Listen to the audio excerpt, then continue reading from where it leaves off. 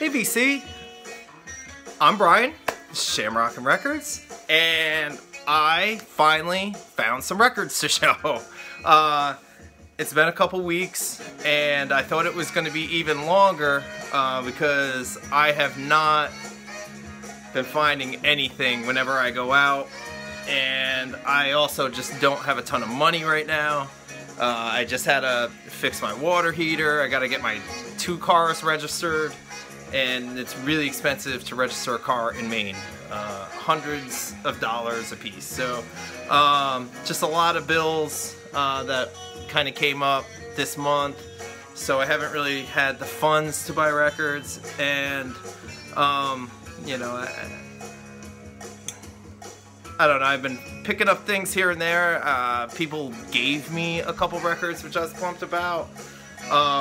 But this past weekend, I went to a flea market and a couple thrift places, and I found a couple things. So I just kind of want to show those to you guys. And also, I'm really excited today because I got my my receiver fixed. My original receiver that I always use, I have a one of the vintage Pioneer, I think it's a SD series, 650, SD 650 I think. I've had it my whole life. It's what I've always played my records off of, and it died about a year ago. Not died, but broke. It was all crackly and I couldn't hear anything. And a guy I know told me that it sounds just like one of my connections was dirty or something. And he told me to just pick up like a can of this stuff and spray it into the onto the dial, and it should fix what was ailing it, and it did. So it's been out of commission for over a year, and it took me about 3 minutes to fix. So thanks, Steve, for that tip, and I appreciate it. I have my receiver back, and it sounds fantastic. So the first thing that I'm playing on my recently fixed receiver is a record I picked up today. It's King Curtis, Live at Small's Paradise. It's from 1966. You know, I've recently, well, got into King Curtis about 2 years ago. When I'm in the shower, I listen to, like, you know, that Pandora radio or Spotify radio, and, you know, I have like an Otis Redding channel, and it plays similar stuff, and King Curtis came on one day. Actually, this, he does a rendition of Whiter Shade of Pale on this record, and that is the song that got me hooked on King Curtis. So now I'm trying to find some King Curtis, and I was able to pick this up today at my antique shop for $4, and I'm pumped. It's a mono copy, and it sounds wonderful so far. So yeah, King Curtis. If anybody else out there knows anybody else kind of similar to him, I really dig this, and I'm not too familiar with any of this, like, I guess, older instrumental soul funk. Stavros probably could point me in the right direction, but this is, I love it. It's fantastic. So King Curtis, made my morning finding that. I've just picked it up a couple hours ago. Along with the King Curtis, there must be like a new dealer in this antique mall. Either that, or he just updated his section, because it's, you know, it's this antique place, but there's probably about 100 different dealers, or, you know, tables and stuff, and some of them bring in records. There's one guy that is just records, but he doesn't have a ton, but what he has are really clean. So it's always kind of fun to pick through that. You know, I picked I picked up this there a couple weeks ago for $2. Just you know, one of those 80s B like surf movies, just wicked cheesy. But you know what? It brings me back to when I was like in like middle school, and you know, I used to love watching these old like summer movies and stuff. Actually, they were new back then. Now they're old. But you know, this was like kind of like one of those fun movies I'd always watch in the summer. And you know, it has like the Smithereens and the Surf Punks and the Surf MCs. So it's just kind of like cool, surfy, beachy, like summer music. So, and you know, it's just kind of like a sentimental thing for me. So I picked that up there. But today, I found some other things. One thing that I've actually been looking for, and I couldn't believe it, that they had this, but it was the last Birds record I needed. I mean, I'm not a completist. It's the last Birds record that I wanted, I guess I should say. You know, I got quite a bit of the Birds, and I've actually been on a huge Gene Clark binge lately. I've been kind of just going through stuff in my collection, and I stumbled upon some of my Gene Clark stuff, and these two records, this is with the Gosson brothers, and this is just, you know, just Gene Clark. This record, I forget the name. You know, it just says Gene Clark, and then it says Gene Clark on the spine, but it's called White Light. This is actually a promo of it. But this record, man, I've just really gotten into it a lot lately.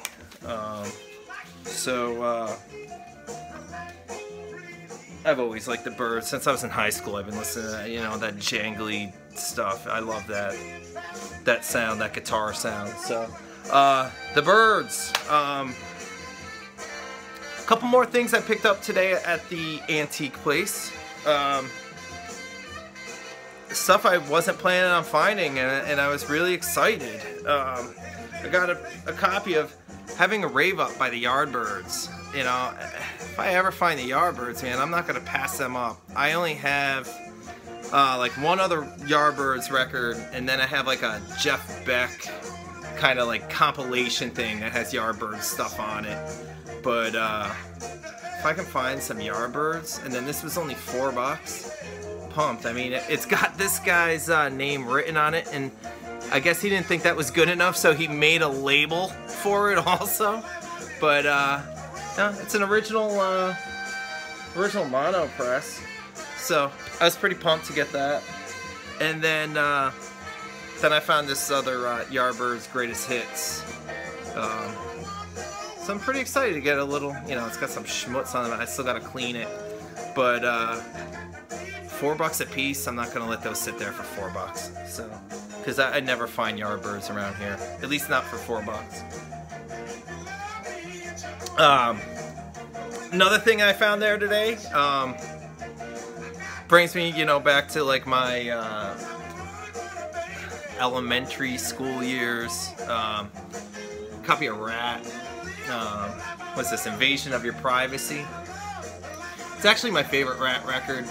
I think I was telling Ron Haggerty that on Facebook not that long ago. I think he showed this one or a different Rat, and I was like, oh, I think this is the best one, and I, you know, love that cover, obviously. But You're in Love was always my favorite Rat song when I was a kid. So this completed the Rat records that I needed. So I was pretty pumped to find that today also. This next one, I just kind of wanted to show because I was spinning it last night like 5 times in a row. Thanks to Shannon. Shannon, I loved your video I watched last night. Check out Shannon D. She rules. She has very similar taste to me as I do. She likes a lot of the singer-songwriters, and she recently got. She recently picked up a bunch of stuff from her parents. So she got like 109 records from her parents, and so far she's shown like a lot of like 70s like singer-songwriters and stuff, and I dig that kind of stuff. But in her video, she was at the end of her video. She did a playlist, and she had Joe Satriani, "Always With Me, Always With You." This is a 12-inch single of "Always With Me, Always With You" that I picked up probably in like 1990. I was probably in like junior high or something when I got that. But I just kind of wanted to show Shannon this. So it came on a clear, just a clear little record there of Joe Satriani's "Always With Me, Always With You." So she inspired me to pull that out last night, and it was just sitting around, so I figured I'd show you, Shan. I spun that as I was making dinner last night. This next one that I have is something I've been looking for years, and it's taken me quite a while to find it. I really didn't want to buy a like a new copy, like a one of the 180 grams. I've been kind of just looking for, one of the olders, like an original. There's just some things I just want like original copies of. And this is one of them. It was a challenge for me to find this. Just not easy to find around here. But my buddy had one, and he's not a record collector, but he's an antique collector. So he picks up records on occasion. And this is something that he had around, and he gave it to me out of the kindness of his heart. So thank you, Tony, for giving me a copy of T-Rex Electric Warrior that I've been looking for years. Thank you so much. The one thing, I don't know if any of you guys know about this or if it's rare or whatnot, the label is the same on both sides. They both say side 2. This other one here, it's got like a little rip on in that label. But yeah, they both say side 2. So I haven't really checked it out on Discogs to see if it's rare or what. I really don't care. It's just kind of a pain in the ass when I put it on and I want to put on side 1 and I don't know what side 1 is. So maybe somebody put that mark on there to identify. Who knows? But I don't really care about that mark. So yeah, if anybody knows anything about that, shoot me a comment, because I think it'd be kind of cool to know what the hell's up with that. So anyway, this weekend I went to a flea market. It's like an everyday outdoor flea market, but in the summer, on the weekends, they have a lot more vendors, and it's right in the parking lot of the antique place that I go to. So if you get there early, there's some people that have records, and myself and my wife were both off on Sunday, which never really happens, so I was able to actually get up and get there early. And I was pumped because I found the last Led Zeppelin that I needed.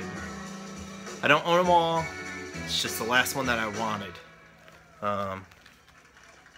But yeah, Physical Graffiti. Quite possibly my favorite Led Zeppelin record. It's either this or 3. But yeah, I was pumped to find this. And it was only $6, and it's in great shape. So I can't wait for this summer to start hitting this flea market. Because I found that. What else did I find there? I found this thing I thought was kind of weird.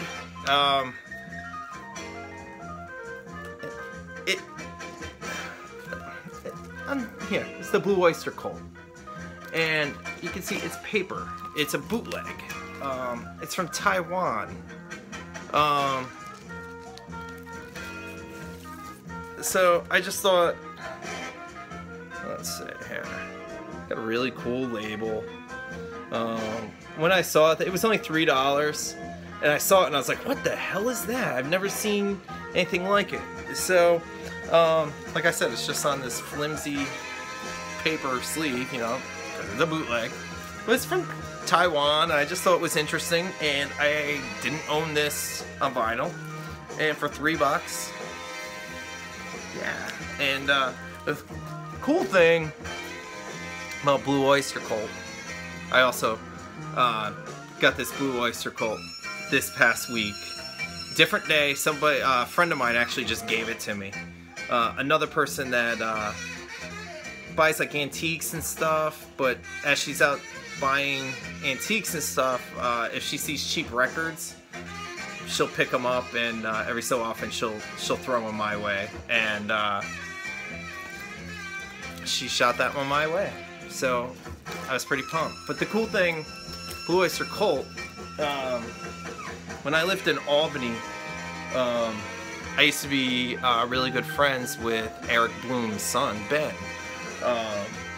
So I never met Eric because he lives in Long Island, but his son Ben is the man, and we used to hang out every single day. We used to party together and work together, and he's just a wicked cool kid. So whenever, well, not a kid anymore, but at the time we were kids, just wicked nice guy. And so whenever I see Blue Oyster Cult, I think of my buddy Ben, and you know, it's pretty cool.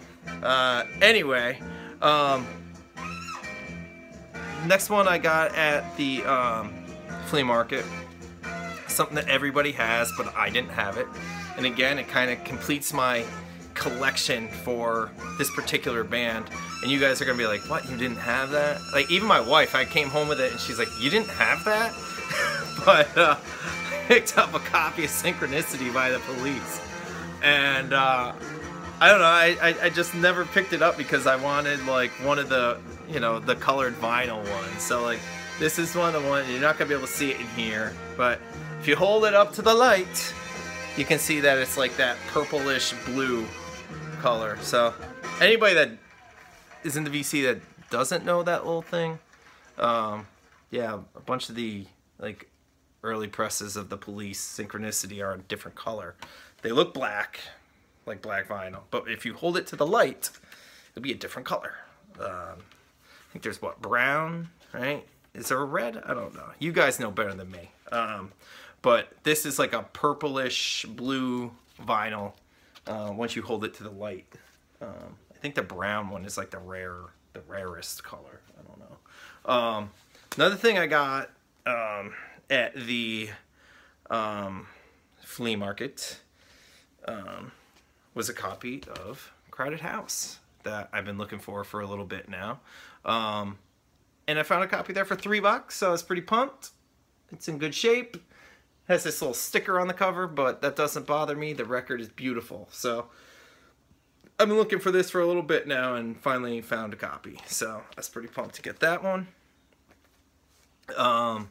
That same day at the antique place, after I left the flea market, I walked inside and I got my first Rush vinyl. You know, I was always, you know, not a huge Rush fan, but I dig them, you know.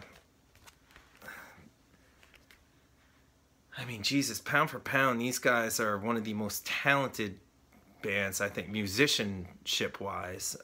They just blow me away.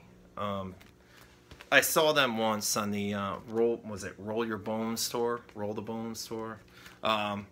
Great live band. You know, everybody knows Rush. So, but I just didn't have anything on vinyl, so I was pretty pumped to find that for like $4 or $5. Let's see, what else did I pick up at that flea market? You guys are gonna be like, oh man, what the hell? but I I'm a big Elton John fan, and I found a couple there that I didn't have, and they're in really nice shape. So I picked up Elton John live in Australia. Here and there. I still have not listened to this. It's like some live stuff, and he does Funeral for a Friend on here, so I needed it because I love that song. And the guy that was selling these, it was buy 3 records for $5. So I needed I needed to pick out one more, because I was like, what the hell, I'll take one of these. You know, it's either gonna be $2 a piece, or I can get a third record and it'll only be $1. And I didn't have this. It was one of the very first things I ever bought with my own money when I was a little kid. Was a copy of Reckless by Bryan Adams, and this is in really nice shape. I'm laughing because, you know, it's like one of those guilty pleasure things, but I really like this record. And you know, it's something that my wife digs too, so I can pop it on when, you know, we're hanging out, me and my wife. And because we don't always have like the same taste or anything, but this is something I can pop on and she'll appreciate this. And like I said, that was one of the very first I did like one of those Columbia House things, and that was in the very first packet of cassettes that I ever got. I got just a couple more here. I know it's like 21 minutes. I'm gonna blast through these next ones because I kind of just want to show everything. And I'm really pumped to get this. I got these next 3 were only $2 a piece at a thrift shop, and I found the Animals. Freaking pumped. Look how young they were. But dude, Eric Burden was like a little baby. He's like 21 right there, but he looks like he's like 14. But just, I love the Animals. So I've been looking for this one for a while, and found it at a thrift shop for $2. This next one, my favorite record by this band. I had it, but my copy was beat to hell. So I got a nice upgrade. Nice. The best kind of upgrade. Still sealed. Look at that. Oh, haven't opened it yet. Still sealed. Eldorado. ELO. Bam. $2. And the last one that I found at that thrift shop for $2 was a copy of Buffalo Springfield. It's a compilation, double. You know, it's got everything on here. I mean, geez, talk about a super group. You know, Neil Young, Stephen Stills, Richie Fury, Messina. I mean, Jim Messina. I mean, come on. So, love this stuff. Love you guys. Thanks for watching. Have a great day, guys, and leave me some comments. If you like this and you hadn't seen me before, subscribe, and peace out. Cheers, guys. Take care.